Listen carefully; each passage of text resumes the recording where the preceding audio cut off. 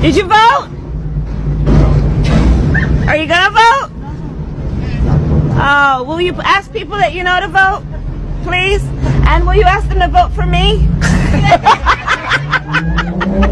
Thank you. This should be absolutely huge breaking news on every single major network, not just across the United States of America, here in our nation, but everywhere across the world. But you will not see this anywhere. This, my fellow Americans, is probably one of the most damning evidentiary confessions and testimony about the catastrophe that has become our southern border and our immigration policies over the last 4 years under Biden and now Kamala Harris I've ever witnessed. You absolutely need to share this. Tap the thumbs up to everybody you know. This is ex-Border Patrol Chief Aaron Heitke, I hope I'm saying that right, who says he was ordered to hide illegal aliens and what he terms SIAs, which are special interest aliens, from the media and cover up the border disaster by the Biden-Harris administration. I promise you, this is worth your time. This is worth every second. Please watch this. Chairman, distinguished members, thank you for this opportunity. The only true consequence we have to slow down and discourage people from coming into the United States illegally is sending them back to their country of origin. Throughout the first 3+ years of this administration, I saw a steady decrease in the countries we could send people back to. For the first time in my 25 years, and under 5 different administrations, whether through neglect or on purpose, I saw a large-scale lapse in our ability to return people to their country of origin. The inability to send people home meant that most people being arrested for illegal entry would either have to be detained or released. The current administration, however, from day one, made a point of decreasing the amount of detention space available nationwide. Immigration and Customs Enforcement's funding for detention has steadily been cut and private detention eliminated. The fact that so many illegal aliens are being released into the United States spread worldwide very quickly. As this happened, the numbers the Border Patrol encountered illegally crossing the border increased exponentially. The impact to me and my agents were significant. Sectors were ordered to take in and process all the illegal aliens encountered on the border. The Border Patrol saw groups of hundreds and thousands coming into the United States and turning themselves in. These numbers pulled 80, 90, sometimes 100% of the agents on duty away from the border. Border Patrol zones across Texas, Arizona, and California had no agent presence for weeks and months at a time.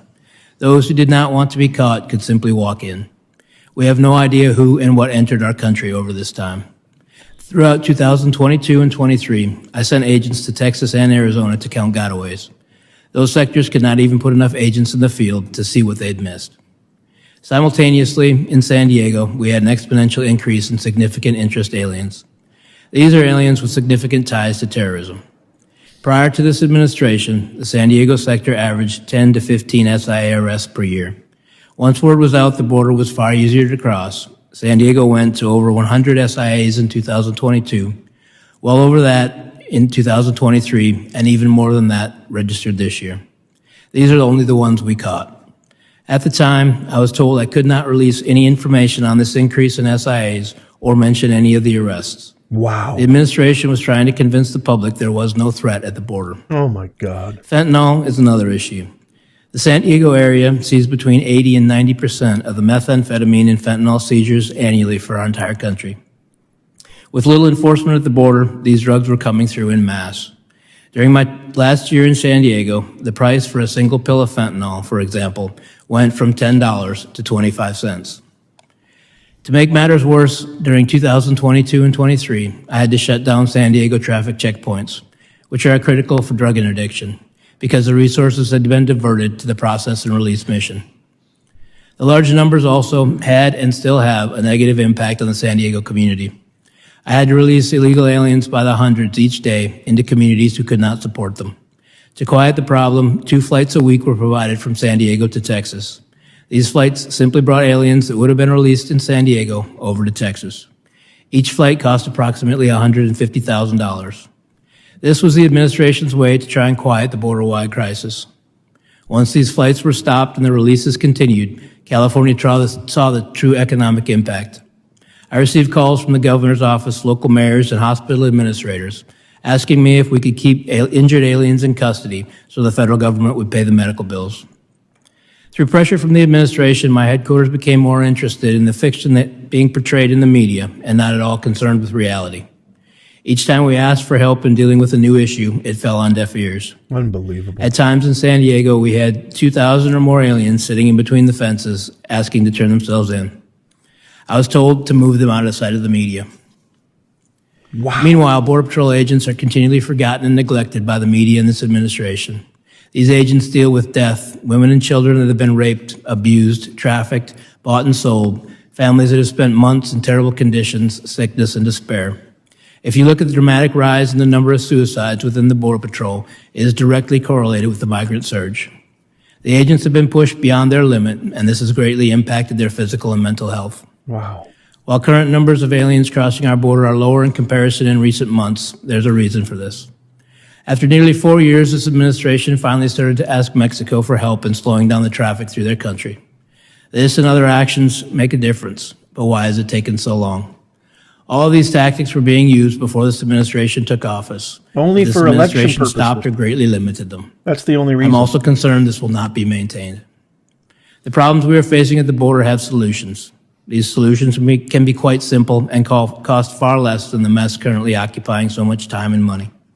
The return to a policy of enforcing the law and returning illegal aliens to their home countries is required.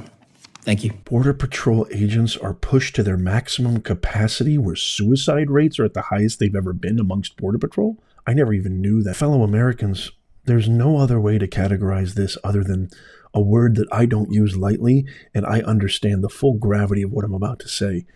This, my fellow Americans, Nez Nation, is treason. There's no other way to describe this. We knew they were flying them in.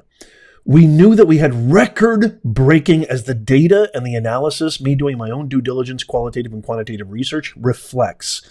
My state, my home state, California, record-breaking illegal border crossings, record-breaking, skyrocketing crime rates, smash and grabs, strange, bizarre assaults, muggings, in neighborhoods that you would never, ever see this, small businesses closing, etc., etc. We knew this was all happening.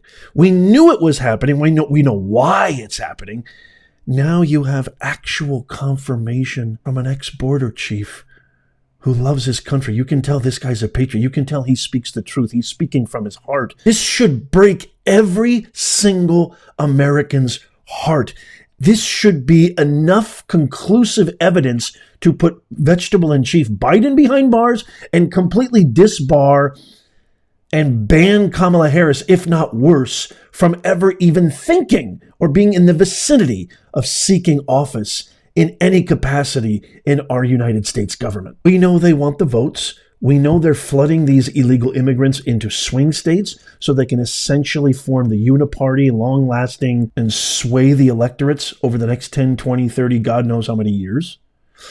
We see what's happening in Aurora, Chicago, Portland, D.C., Detroit with these migrants, Ohio, Springfield. Yes, they're eating the dogs. Yes, they're eating the pets. That's all been proven and actually verified, even though David Muir from ABC and those terrible moderators fact-checked Kamala Harris goose egg 0 and went after Trump when he was right about everything. We've got actual testimony from residents in these areas like Aurora, like Springfield, and others who are saying, we don't know what to do. I've shown you footage of city council meetings, town halls, where the residents are fed up. Who's going to protect us? You're here protecting these migrants, giving, not only are they letting them come across, not only are they throwing out the red carpet, terrorists. These are people who are actually unaliving American citizens. Laken Riley comes to mind, but Laken Riley's just one of tens of thousands, if not more. Those are only the documented ones. Everybody should be livid right now. You got to share this with everybody you know. You have to tap that thumbs up, not for me, because you want to get our country back. When you tap the thumbs up, our video gets pushed out to more people. Tap it right now. It's free. This is absurd. This is insane. This is treason. This is an absolute traitorous act to our citizens. They're willing to sacrifice American safety. They're willing to sacrifice U.S. cities. They're willing to sacrifice you, me, at the drop of a hat. And for what? So they can retain power. What have I been telling you guys for God knows how long, months and months and years and years? I know these people. I've worked with these people. I know Kamala. I know everything about her. I read her more perfectly than I have any other human being. If you could call her a human being, she cares about one thing and one thing only: power, and that's it. She doesn't care about you. She doesn't care about me. And I don't even think she even, not only does she not love America, I don't even think she likes America. Like most parasites, when they infect their host, they suck all the energy, they suck all the sustenance, and then they move on to the next. I feel like if America wasn't the best opportunity for her to gain power, let's say Guam was, she would drop America without even flinching and go to Guam. She just wants power, like 99.99% of the whole entire Hippocrat, aka Democrat Party. Oh, this just gets me so upset. It gets me so distressed. It gets me absolutely livid. My blood pressure, my blood is boiling right now. Please, I'm telling you, share this with everybody you know. This is not going to be taught. You're not going to see this on any major network. So please share this. I can't wait to hear your thoughts on this. So let me know in the comments what your thought. Are you as angry as I am? Or is this just like another run-of-the-mill move by the Hippocrats and we've just become so desensitized and used to this? I mean, am I the only one who's getting this upset? Let me know in the comments down below. I can't wait to hear from you. Check out these videos coming up on the screen right now. Follow, subscribe over there. Our free newsletter is in the pinned comment, show notes, and description. As always, God bless you. God bless President Trump. And may God bless America. I'll see you soon.